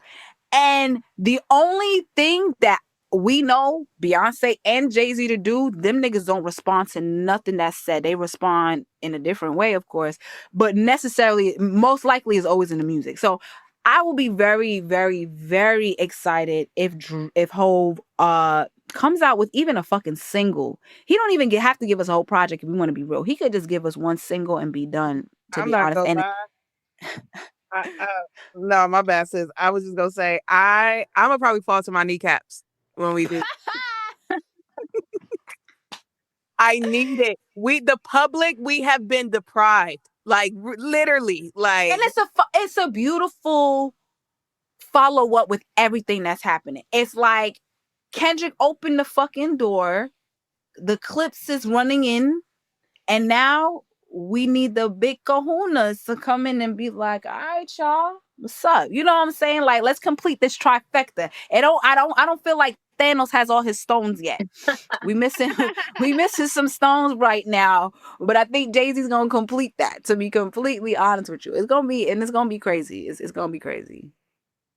I'm just I'm thinking of excited. Production, like godly beats. you know, God himself in the studio making that cinema, like. Him talking his shit, because the nigga got more money. If we ever realize something about Jay-Z, the evolution of Jay-Z and his rich raps, they always elevate. You know And what that's I'm what I saying? need. So this, yes, I need Hove on the boat bars. on a yacht. You know, I got B in the back. We think about having another one after doing another one. You know what I'm saying? Like, give me some shit that I don't know how to pronounce. Yeah, I need that. I need some shit that I don't know how to pronounce that I gotta look up and ask the price point of this again. Like, what is this? I wish I had that tweet in front of me, y'all. That tweet that happened viral a couple like weeks ago, where it was like, Hove really like got bars that are just like one-liners, and it's just make you feel like, damn, what am I doing with my life? Like, and people was just chiming in, dropping liners, like. And it was also alleged that he was supposed to be on the Clipse album, the Chains and Whips, I believe. Yeah, that would have been fucking glorious. Holy they shit. said that it was sent or something like that, but he never sent his verse. Damn. Never sent his verse. He did that shit on purpose. I don't give a fuck what nobody said, because I feel like he was like, nah. But respectfully, it could be a thing was like, nah, I need y'all get y'all shit off first. But when it's my time, I'm gonna call you back. I got you. And I think that's gonna be an even better play.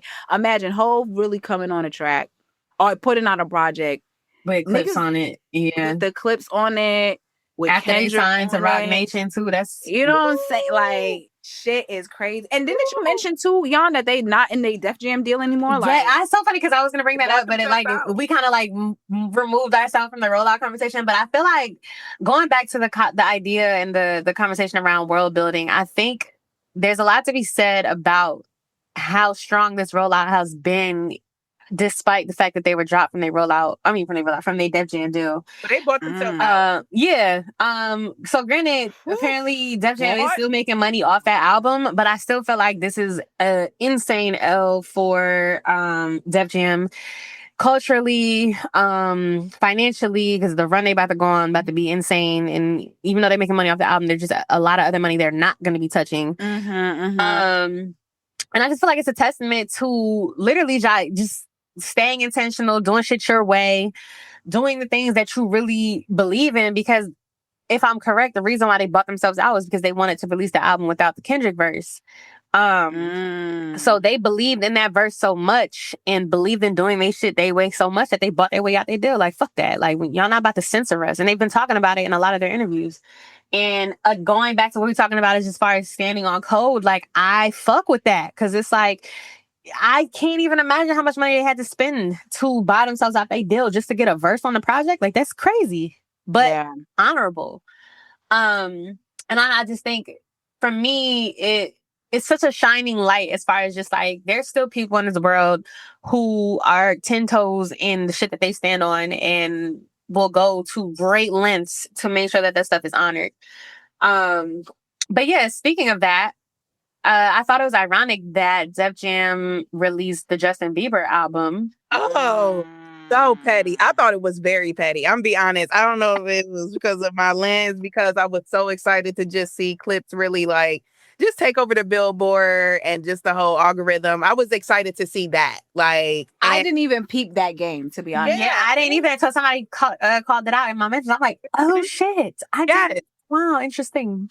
I called it out. I called it out a couple times at work too, because it's interesting to me how, again, Clipse bought themselves out of their deal once they told them we're not getting rid of the Kendrick verse, so y'all can chalk that. And they basically said, okay, well, here's the amount that you have to pay to get out the deal, and Pusha and them said, okay, here, thank you, and went to, Jay-Z. Now, again. People are always trying to fight, because I go there, I talk about it. People, this country just love trying to humble Black excellence, and kind of that's how I looked at it a little bit, of kind of low key like slighting them. Like, you think you might go to #1, but we're actually about to drop this album. And two, a lot of people don't realize this is Justin Bieber's first album under Def Jam through a licensing deal where he owns the mixing and the mastering. So you hear what I just said, right? He bought himself out, but then y'all bring this dude who was already been there. He's been signed for years, but the fact that this particular release on the Clipse day is when he owns his rights, I don't know. I just thought it was so petty.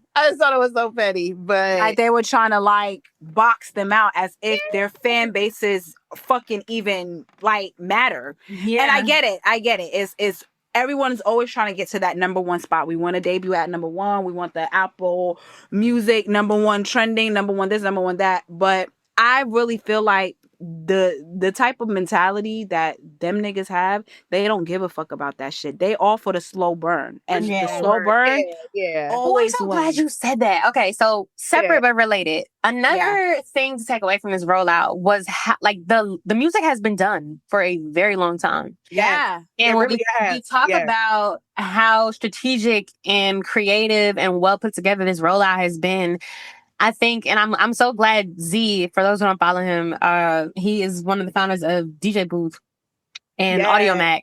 He has been pointing this out. Yeah, he's been pointing this out for a week now, how we talking about how great the rollout is, but the reason why they have the ability to craft this rollout is because they gave their team ample time to strategically do all of this shit. Like a lot of these artists, they'll, and it's not a slight to them, but it just goes to show the difference, right? Like if you give your team a month to put together a rollout versus a year, we're talking about two different rollouts. Exactly. And it's something we talk about in marketing a lot. It just like when it comes to like marketing, branding, and like your traditional like A&R engineering teams, it's like, all right, you're giving us the product, but we need to have a runway to actually run and delivering these metrics. You know what I'm saying? And I feel like what's happening now, and we kind of saw that with like the Coco Jones album a little bit, like, and we love Coco Jones again.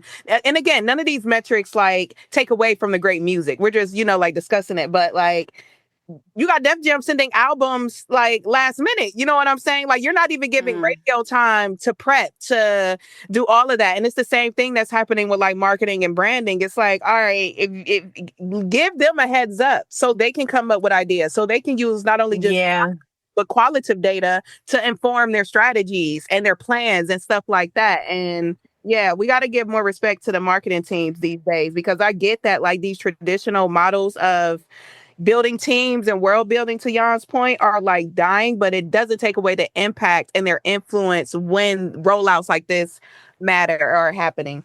Is it dying, or are niggas just fucking lazy? Lazy. Thank you. Let's talk about it. It's lazy because all like the resources are there. The resources are there. Like, so it's like when stuff like this happens, I be so happy because it proves my fucking point. Like I say this all the time. It's like we keep having this conversation. Oh, the industry's dead and boo hoo. Like, no, it's not. You niggas are lazy. Like, artists and teams alike. And I feel like that's the other part of the conversation we don't talk about. We always talk about the teams being lazy and the marketer and the whoever. But what about you, artist, who is you don't have your assets till the day before the song comes out or the album comes out, or you don't have that cleared till a week before, and now we got to push your date 5 times because we waiting on a clearance when you should have had that shit cleared a year ago or months ago or whatever the case is. Like, there's just so much to be said about laziness and intent that we're now seeing play out with this rollout, where it's like, I really just hope every fucking body takes notes on all sides of this shit. X. Woo.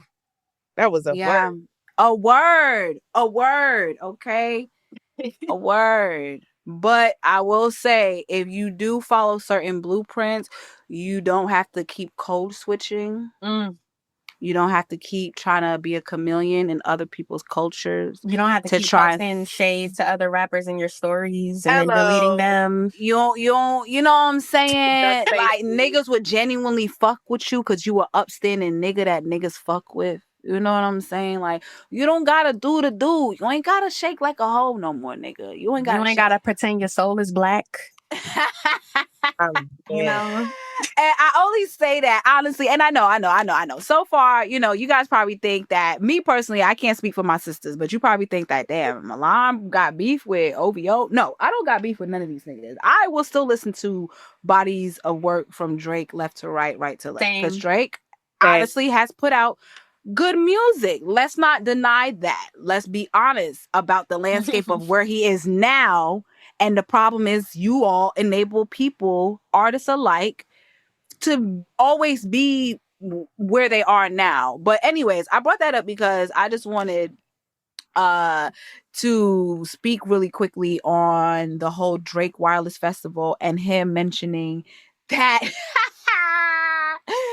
UK rappers, his style, he basically said, like, verbatim, like, I look up to you niggas and I wanted to always be like you niggas. And putting UK rappers against US rappers, saying like, y'all are it, basically. I thought it was stupid and foolish to say, considering that everything so far just seems very much so like you're just trying to grab at any forms of whatever straws that you can to stay relevant. And the crazy part is, you haven't lost any relevancy. Right. Like, so let it go, nigga. Just like cool it, please. Like, sit your Crody, sit down, relax, take, like we said this, I said this last podcast, like, take a little break, my nigga. Like, you're doing too much. Yeah. But it's also been seen, because I've been watching the timeline myself, the good Brits over there. There's one side that's definitely for Drizzy, of course, but there's another side that's like, nigga, we been peep your game. We're not falling for it. Now all of a sudden you want to come over to the UK, become one of the mans them again. You know what I'm saying? Link up with Popcorn, Vibes Cartel. You want to be Jamaican Drizzy Drake, then your man's them Drake. And it's like, I think when I say maturity comes wisdom, and when you are wise, you could be very discerned as well. I think they go hand in hand, and a discerning spirit can pick up some bullshit. And I'm sorry, y'all, but I'm just going to call bullshit on what's happening right now with Drake. He is a good artist, but I think his ego, what's that saying? It's a specific saying that people say about your ego and how it will be your demise or some shit like that. I got to find it. But it's something along the lines of that. Like, I mean, the pride is very, very big. The ego is huge. You know what I'm saying? Like, I thought Beyonce had a big ego. No, Drake, you got a big ego. I'm just saying that from the song, y'all. Don't attack me, Beehive. I know Queen. I mean, she have every right to have an ego, if we want to be honest. But I just feel like it's stupid. It's dumb to say stupid shit like that. You know what I'm saying? And nigga, you wanted to be a US rapper your whole life. Shut up. Your whole life. Oh my God. Just stop. Your whole life. So I don't know, man. The decline of everything that's happening with these so-called idols, rivals, turning into them. And I love that line in the song with Tyler, the Creator. Damn. What is it? Is it the last line? Is it the last line? Is it the last line when he say, I came to the realization I might outlive my heroes? Is it that? Ooh, I replay that so many times. We really got so sisters. Mm-hmm. That is a line that stuck out immediately, because it said, oh, he understands and knows as well, and he's not gonna let that stop him from being great. And that's what a lot of people gonna have to do. But anyways, y'all, that's all I got for this whole Drake situation. I really hope y'all find some healing over there in the OV hoes land, for real. For real. But I'm gonna still hit that one dance though. I'm gonna still play it. I'm gonna hit a lot of them dances. I'm gonna hit a lot of them dances. I am. Play forever. All right. I will. And I'm not afraid to admit it. Like, are you stupid? Like, that. The problem with y'all is that y'all want to be so, I ain't listening. It's okay. You can listen. Ain't nobody gonna beat you up, nigga. Right. Like, and you're a liar. We know you're a liar. We know you're a liar. We have the metric. Thank you. Cause he and everybody top something. Shit. We have the metric.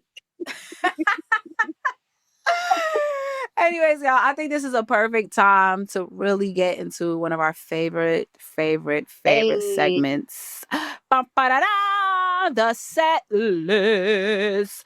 Set list is where we tell you guys what we're currently listening to, reading, watching, you know what I'm saying? Eating, attending, whatever is on our good plate and mind and ears and eyes, whatever. We basically put it down for you guys, so you can also get a look at what we're listening to and et cetera, et cetera, et cetera. So, I never go first. I hope y'all understand that from now on. Take it away.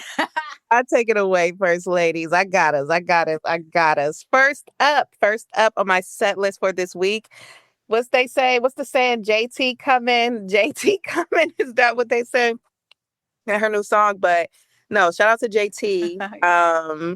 JT has a new MAC cosmetic collab. Shout out to her. JT is a MAC partner. They recently just dropped her lip combo, and I thought it was really dope to really see just like young black girls, dope black girls, hip hop black girls, kind of like what we was referencing earlier. It's like girls that do have that grit.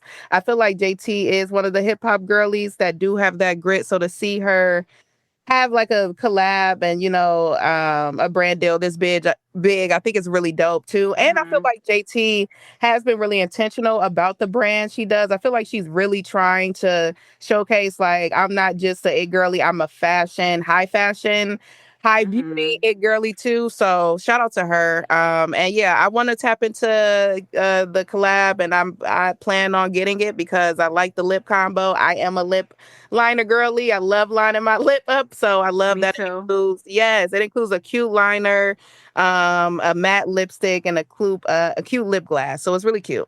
Second on my set list, I know we've been like talking so much about the like negativity on this season of Real Housewives of Atlanta. However, the reunion is serving tea. It's serving tea. So the Real Housewives of Atlanta Sweet 16 reunion, and shout out to Nene too, because I read somewhere that her son Brent, he's been in the hospital and apparently he's been rejecting his heart transplant. So Wow. yeah, shout out to their family, because we also know like Nene lost Greg like not even like 5 years ago. And that was like huge. Hunt the horn, Greg. So we love Greg. Speaking of the music, even I know, like, of course we highlighted the album, but I wanted to highlight like a specific song from Let God Sort 'Em Out. Because I feel like this was kind of like a Pharrell sound with a new age feel. That EBI TDA, I love that record. Yeah, that one really stood out to me. And again, we talked about POV already, so I won't put that on there. We talked about Nas too and Chandeliers and what he did, but By the Grace of God, that one has been like really, really sticking with me recently too. So those two I'm gonna put on my set list. Shout out to the TikTok YNers, the YN TikTok community. I've been in my TikTok bag, y'all. I'm not gonna lie. And I want to add this song, Can't Go Broke by Zeddy Will. TikTok got me hip to it. Zeddy Will got these like TikTok vibes. Oh my gosh, I love him. Yes, and it kind of is so fun. From Queens too. I think he's from New York, if I'm not mistaken. He's definitely a New Yorker. I gotta know I'm about to see which part exactly. Yeah, but like all his songs kind of remind me of like, y'all remember like that Travis Porter era, or my God. Yeah, just like fun music. Like, so he's a Queens Bridge nigga. Wow. That's crazy. Oh yeah, shout out to Zeddy Will. And then loving the new Larry June and Cardo project Until Night. Oh, I gotta tap into that.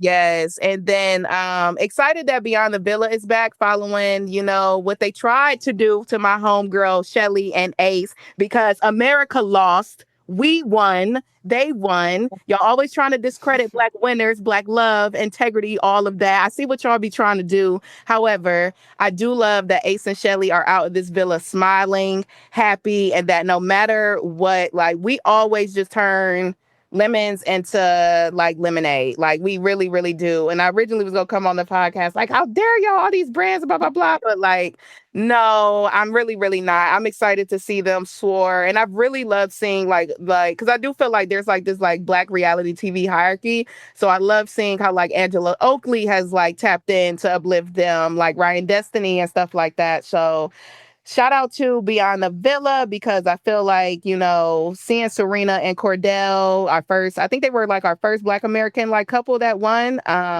continuing to stay in that light, because again, I said this last time, I felt like the voting was giving very post-Obama election this season. And to see the amount of people that were saying that when Ace and Shelley were eliminated, how they felt like I seen someone tweet, I haven't felt like this since Kamala. I saw that tweet. And it's interesting, right? Like, we laughing, but like, I really do feel like certain people felt like that. Like, someone even tweeted, like, oh, no, this is really Trump's America. Like, and oh, for real? It's like, y'all think this was, come on now. There was literally people saying they were voting out of spite. It's like, you can't tell me racism is not integrated in every single fabric of what we do in this country. It is what it is. But and fuck you, BuzzFeed, you bitch ass bitches. I hope you fucking fall asleep and roaches crawl in your ear. Literally, like, so happy I have a space where I can say that too. Fuck BuzzFeed, like literally. That was nasty. How about I give you a fucking punch to the face? But that's here nor there. We love her at the end of the day. Love her, girl. I just had a little moment. And then lastly, shout out to the Joe and Jada podcast, because I saw the Clipse did an interview with them and it was pretty good. So, oh, you did an interview? No, Clipse. The Clipse did an interview with the not me girl. But they did. That's fire. We gotta check it out. Okay, thank you. But but yeah, I love seeing Joe and Jada in this unique podcast space that they got going on. So Fat Joe and Jada kiss. Yeah, my bad. Okay. Oh yeah, I could say Joe. My bad, Fat Joe. Yeah, I was like, Joe, okay. But yeah, that's y'all. I'm gonna pass it to y'all. All right. So on my set list for this week, I'm gonna start with Rochelle Jordan. I'm probably saying it wrong. So she dropped TTW Through the Wall. I actually had a chance to finally connect with her about a month ago for her to play her upcoming album of the same title. I believe it's called Through the Wall. Don't have a date for you guys, but she is coming back with a new album. Everything sounds amazing. I think she has like one of the most like nostalgic tones. Yeah. Like it reminds me of the 2000s, and I love that she does a lot of her music over like house centric beats. Because we just need that sound back. And yeah, so shout out to her. She dropped a new single on Friday called TTW. I'm also loving Jane Hancock. I feel like Milan might have that on her set, but we both talked about it on Twitter, but I love the new Jane Hancock album. Shout out to Jane. I feel like a lot of people are comparing her to like Jasmine Sullivan. And I understand why. That's what I'm really about to say. I understand why. And I also appreciate that she even she literally posted a tweet about it, about all the people that people are comparing her to. And I get it. But like, I really want, like Milan said, I really want her to have her own moment. I think she's a very special artist. She has an amazing personality. She's also just like, her story is so dope. If you ever get a chance to like learn about her as a person, definitely do a deep dive into that. But yeah, definitely listen to that album. It's called It's Not You, It's Me. Came out on Friday. Who else? Dylan Sinclair. He dropped a new single called Stay Home. It very much it sounds like Neptune's production. It's like, I love that he's like growing into his sound, because if I have to be super honest, I wasn't a hardcore Dylan Sinclair fan early on in his career. I feel like he needed a bit of molding around his sound and writing, but I definitely hear it now on this last couple of releases. So I'm really loving his new single, Stay Home. Giveon is the last album I'll mention. Beloved. Okay, so I tweeted it and I'm gonna say it again. I really wish, I know it's not up to him because he literally has been talking about this release date. So it's not like he could have known it was going to be Justin Bieber as well. But I really wish he had a different release date, because I felt like we are not talking about the masterpiece that is the sequencing, the vocals, the production on this project that is beloved. Like that shit I probably listened to that shit top to bottom like 15 times since it dropped. Like it's so good. Like I remember when I first played it, like I couldn't get past Mud, which is the first track on the project. It's just like that good. And granted, like I feel like his music has always been good, but I love that like he creates it almost feels like cinema when you listen to his projects because it's like highly intentional and thematic in how it sounds. Like everything kind of like blends into each other and you're just getting like this long ass story about a topic. And in this topic particular, it's heartbreak. So you're getting this essential, like this audio movie about whatever heartbreak. So shout out to whoever broke his heart because that shit is fucking hard. Like, thank you. Break it again. I love when niggas get their heart broken. Okay, because they be in their bag. Like, what? I also am listening to on the African side, June Freedom released an album called Casa Miramar, really great album. He blends a lot of different influences between like Caribbean, African, R&B. He's another artist. Like I wasn't really on top of him early on, but I feel like his sound has definitely like elevated exponentially. And I really love this new project he just put out. And then lastly, on the book side, I would suggest you all read. I actually read it a while back, but it's been coming up in a lot of conversations I've been having with just different men in my friend group. But I suggest you all read The Way of the Superior Man. It very much aligns with a lot of what we were talking about earlier as far as Clipse and Nipsey and just like being a man of code and standing on code. And it's essentially like it's like a guide to how to navigate life as a man with a moral code, and how to love women as a man with a moral code, and just like all these different topics about how to be a solid man. And I think too, like I always suggest women read it as well because it definitely gives you a lot of insight into the type of character you should be seeking from your partners and even like your friendships who are male. So yeah, definitely check that book out if y'all ever get a chance. And that is my set list for the week. Okay. Well, for me, my set list for this week, I am going to include Justin Bieber's not the whole album, because I wasn't impressed with everything. Only about 2-3 songs. I was like, okay, I could do this. But the 2 songs that really stood out to me on that entire 21 track project was Devotion and Too Long. I don't know what form of crack cocaine you all have been smoking to say that this album was R&B Bieber. Absolutely not. Definitely not. But you said what? I'm on the crack pipe because that was definitely it wasn't traditional R&B Bieber. Okay. It was alt and Bieber. It wasn't even alt to me, to be honest. A lot of those songs didn't give me alt. It gave me more. I don't even know if you could really categorize this shit in the category of R&B. If we want to be real, I wouldn't. I agree with you. I would not. I wouldn't give it no alt. I wouldn't give it no cult. I wouldn't give it nothing of R&B. But like I said, those 2 tracks stood out to me the most, very, very much so. So shout out to that. I was kind of disappointed with Sweet Spot. I wanted to like it.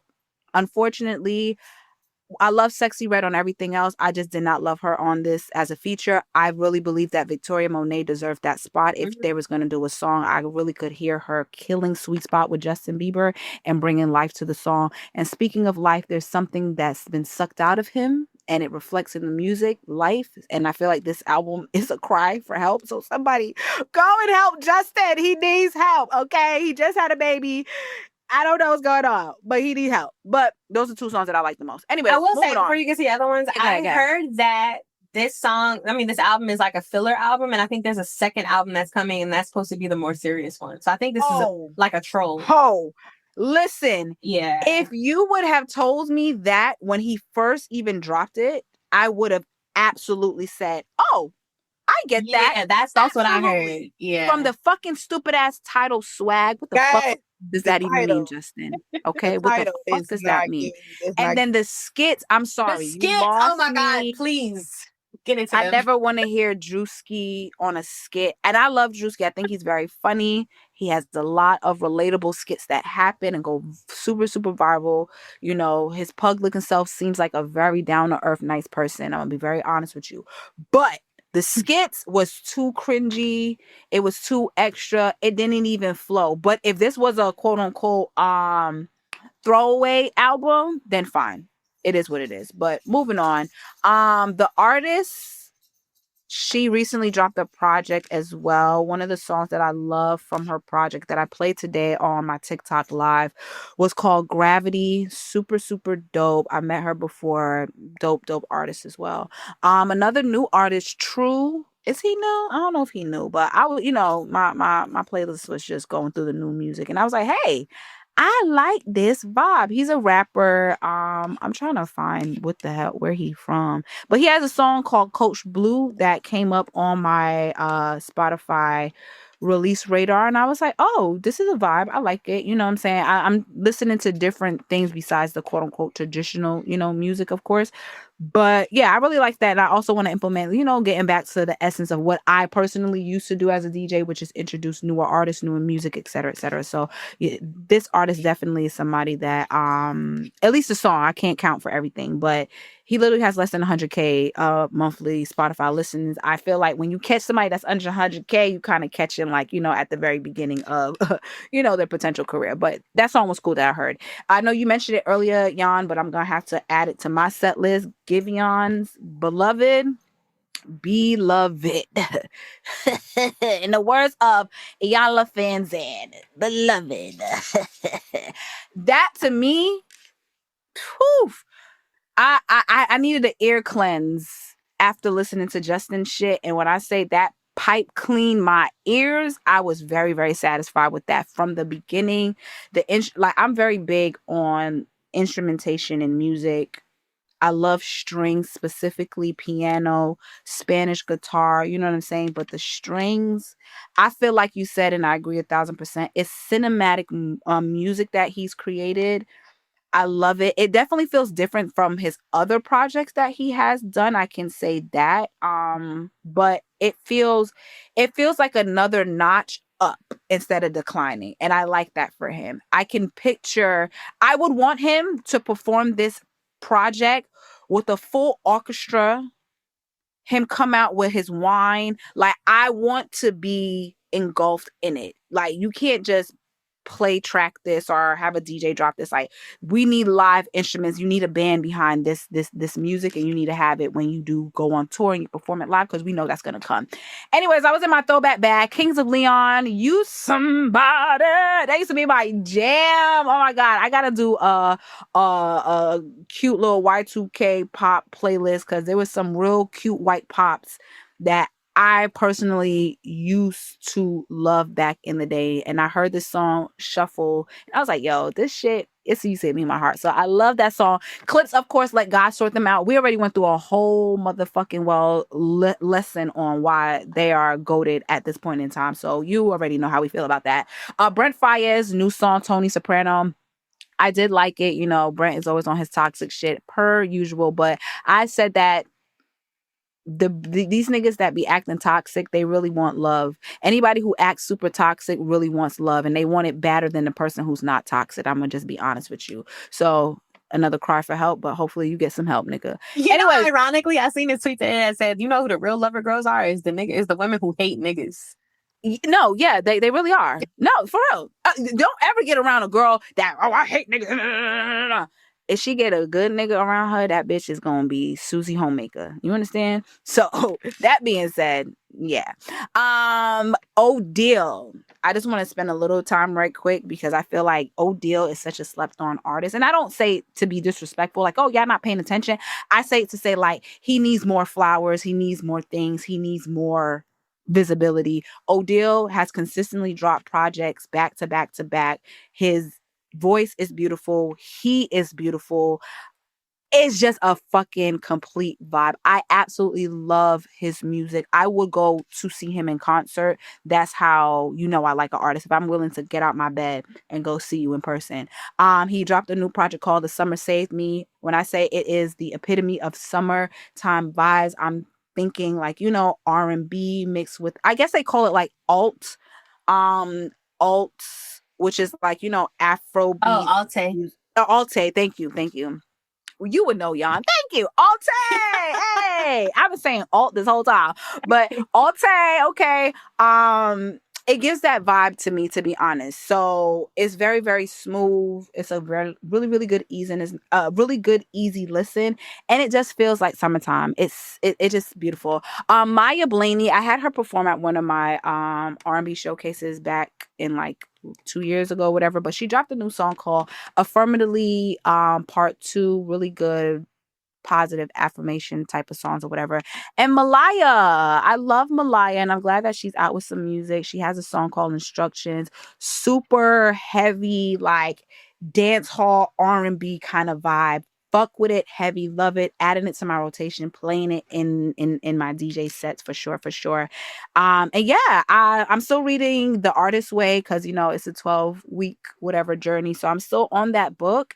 And what I'm watching currently, I would just say Real Housewives of Atlanta right now, the reunion, you know what I'm saying? I'm into that. I am going to look at the movie F1. I'm thinking about just saying fuck it and get in what is it called? Apple TV, because I've been hearing that a lot of fire shows are on Apple TV and you just need to be on Apple TV. So I want to see all of the shows and, you know, get in my good old, you know, directors, you know, film bag and watch some new movies, some new shows and get inspired. So yeah, that's where I'm at.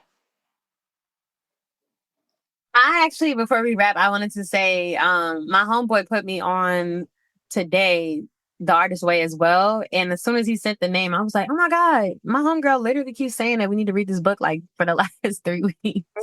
so maybe I really need to read that book. It's a journey. You take it when you feel it, but it's confirming that you obviously do. Yeah. So I think I'm gonna grab that this week. So thank you for that again. Yeah. But yeah, y'all, this was an amazing episode. I'm just like really happy with how this conversation went. We had a great conversation, y'all. Incredible. Dope conversation about some real fucking shit for some real ass bitches. Give a fuck about a nigga. 24. No, let me stop. But no, we really had a great time, y'all. You already know the motherfucking vibes. This is a Reasonable Dialogue podcast. We have episodes each and every week on a Tuesday. What time we drop on Tuesdays? As soon as you wake up, it's going to be online. It's going to be on. You can get dressed, wash your ass, get ready for work, go get that bag, you feel me, and listen to your girls. Join us in the motherfucking condo. You know what I'm saying? I always say this every fucking episode, but don't worry, y'all. A community event is coming soon. We're gonna do something it's gonna be, and because we've been talking about this, like, you know what I'm saying, grouping up, doing what we gotta do, having a little barbecue, something. We're gonna create something where we can all really just vibe, meet, listen to the music. Everybody it's an off court. I'm not DJing, everybody's DJ that day. Okay, so we're gonna figure that out. But you already know the vibes. Y'all ain't gotta go home, but y'all gotta get the fuck out of here. Hey, take your shoes, leave the weed. Thanks. Thank you. Bye, y'all. Hey.